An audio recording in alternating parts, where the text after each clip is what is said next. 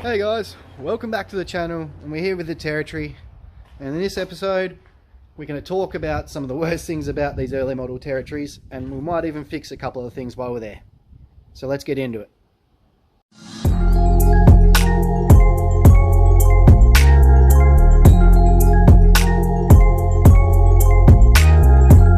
I decided I'ma spit it to him, laid back, flow like a nigga you can picture in the meat.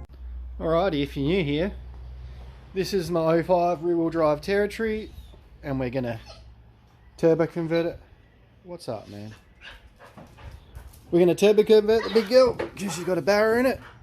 We've been working on it, we've done a couple of things to it, and we're just getting it safe before we chuck a turbo on it. So I thought I'd talk about the worst things about this model.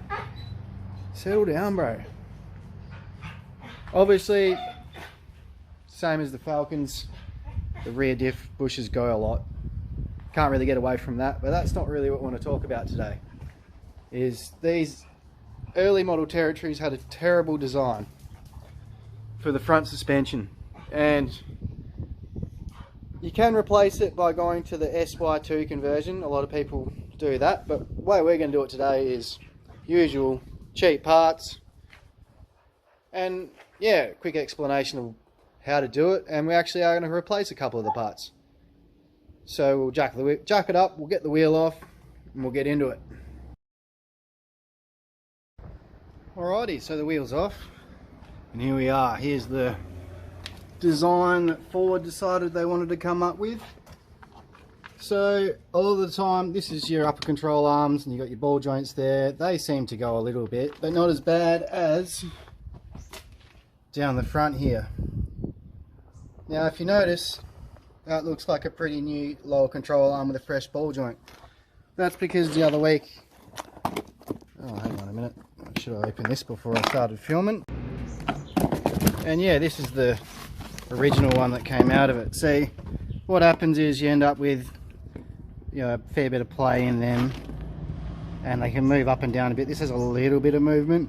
So they weren't the worst in the world, but they weren't the best either. So the lower control arms go. There's this arm here. I think that's called the radius arm. That's got a ball joint underneath there too. We're going to be doing them last. But today we're going to be going for the upper control arms and the sway bar links.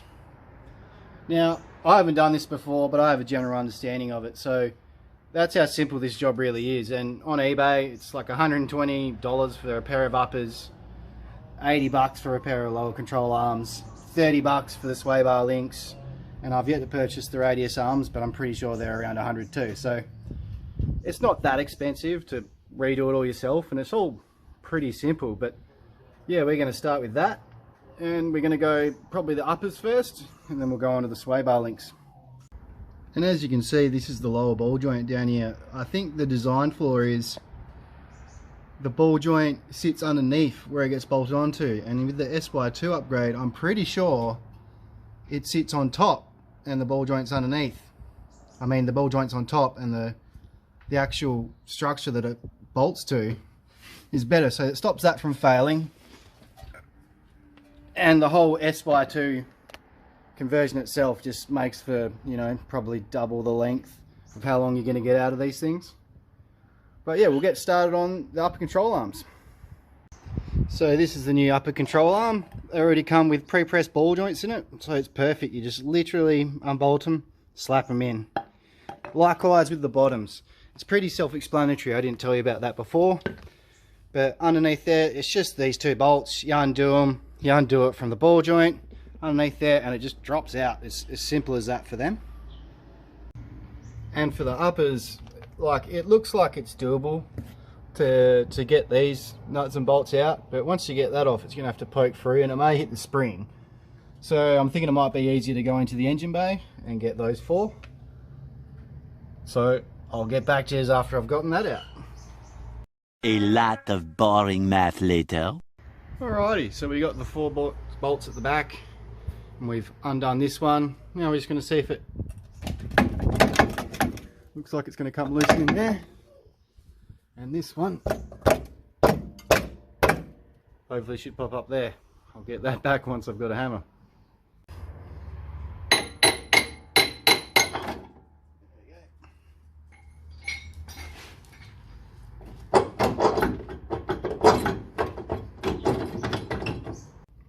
So silly me not looking at the back there thinking the whole thing was going to come out, but it works good anyway because now I had to undo them because it's given me room to be able to get to those two bolts up there. So I'll just whip them off and we'll get this one out. Well, it's out. Just had to do a little bit of manoeuvring around the spring.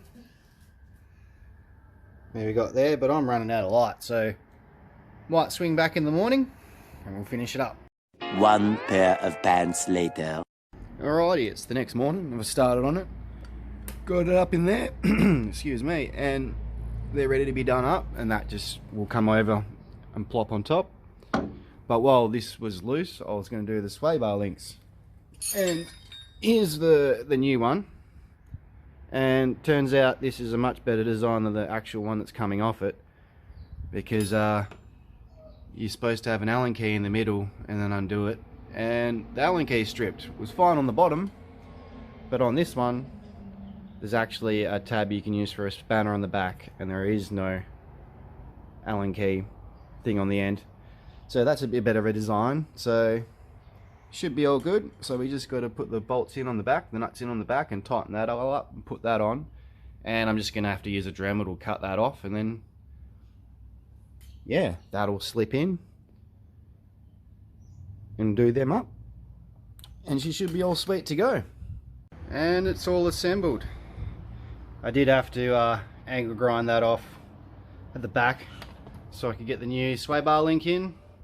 But reassembly was just the same as assembly, but in reverse. But yeah, as you can see, mounted up down there. There, new upper ball joints, control arms. And yeah, pretty simple thing to do. I mean, I probably hit the biggest hurdles you'll get with when you're trying to undo the sway bar links. They're spinning on itself and stripping Allen key bolts and whatever else. But yeah, with, you know, weekend, basic knowledge, you can get through it.